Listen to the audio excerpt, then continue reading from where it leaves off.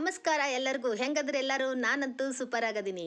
ನಮ್ಮ ಉತ್ತರ ಕರ್ನಾಟಕದ ಕಡೆ ಒಂದು ಸೀಮಂತ ಕಾರಣ ಆಗಿರಲಿ, ಉಡಿ ತುಂಬೋ ಕಾರಣ ಆಗಿರಲಿ ಅಥವಾ ಹೂ ಮುಡಿಸೋ ಕಾರಣ ಆಗಿರಲಿ, ನಾವು ಹೆಣ್ಮಕ್ಳು ಆರತಿ ಮಾಡಿ ಗಂಡನ ಹೆಸರನ್ನ ಒಗಟಿಟ್ಟು ಹೇಳೋದು ಒಂದು ಸಂಪ್ರದಾಯ ನಡ್ಕೊಂಡು ಬಂದೈತಿ. ಒಂದು ಸಂಪ್ರದಾಯದ ಕೆಲವು ತುಣುಕುಗಳು ಇಲ್ಲದಾವು.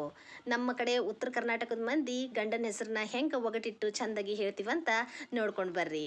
ಹಂಗೆ ನನ್ನ ಚಾನಲ್ ಇಷ್ಟ ಆದ್ರೆ ಲೈಕ್ ಮಾಡ್ರಿ, ಕಮೆಂಟ್ ಮಾಡ್ರಿ, ಶೇರ್ ಮಾಡ್ರಿ, ಸಬ್ಸ್ಕ್ರೈಬ್ ಮಾಡ್ರಿ. ಹಾಗೂ ಮುಟ್ಟಿ ಸುತ್ತು ಮಾಡಿದನು ಮಸಿ ಮಾಗೊಂಡೇಶ್ವರ ಹೆಸರು ಹೇಳ್ತೀನಿ. ಯಾರಿಗಾರ ಮನೆ ಸಸಿ ಬಾಗಿಲಿಗೆ ಅಲಂಕಾರ ಮಾಡೋರು ಹಸಿರು ತೋರಣ. ನಾ ಶ್ರೀಶೈಲಗೌಡ್ರ ಹೆಸರು ಹೇಳುವೇನು ಆರತಿ ಮಾಡಿದ ಕಾರಣ. ಭಕ್ತಿಲಿಂದ ಬಸವನಕರ್ ಭಾಗ್ಯವಂತನಾಗಿ, ಕರ್ನಾಟಕದಲ್ಲಿ ಕನ್ನಡಿಗನಾಗಿ, ಊರಿಗೆ ಒಡೆಯನಾಗಿ, ರಾಜಕೀಯದಲ್ಲಿ ರಾಜನಾಗಿ, ತಂದೆ ತಾಯಿಗೆ ತಕ್ಕ ಮಗನಾಗಿ, ಪತ್ನಿಗೆ ಒಳ್ಳೆ ಪತಿಯಾದ ಸಿದ್ಧಲಿಂಗೇಶ ಮೇಲೆ ಇರುವುದು ತಂದೆ ತಾಯಿ ಹೆಸರು. ನನ್ನ ಮಾಂಗಲ್ಯದ ಸೂತ್ರದ ಮೇಲೆ ಇರುವುದು ಸಿದ್ಧಲಿಂಗೇಶ್ವರ ಹೆಸರು. ಶ್ರೀ ಮರನಾಮಿಕ ಮೂಗಿನ ಮೇಲೆ ಇರುವುದು ನಕಿಲ ಬಾರದ ನತ್ತು. ನಾ ಹೆಸರು ಹೇಳ್ತೀನಿ. ಮೂರು ಸಂಜೆ ಹೊತ್ತು ಬಸವರಾಜ್. ಗಾಂಧೀಜಿಯವರು ನೆದಿದ್ದು ಖಾದಿ. ಸಂಗಮೇಶ್ವರ ಹೆಸರು ಹೇಳ್ತಿದ್ರೆ ಬಿಡುರಿ ದಾರಿ. ಹೋಳಿಗೆ ಇಂಗ್ಲಿಷ್ ನಲ್ಲಿ ಹೇಳುವುದು ಹೆಡ್.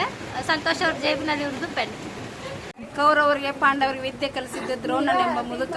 ಶರಣಬಸವರ ಹೆಸರು ಹೇಳುವೆ ಆರತಿ ಮಾಡುವ ಮೂಲಕ.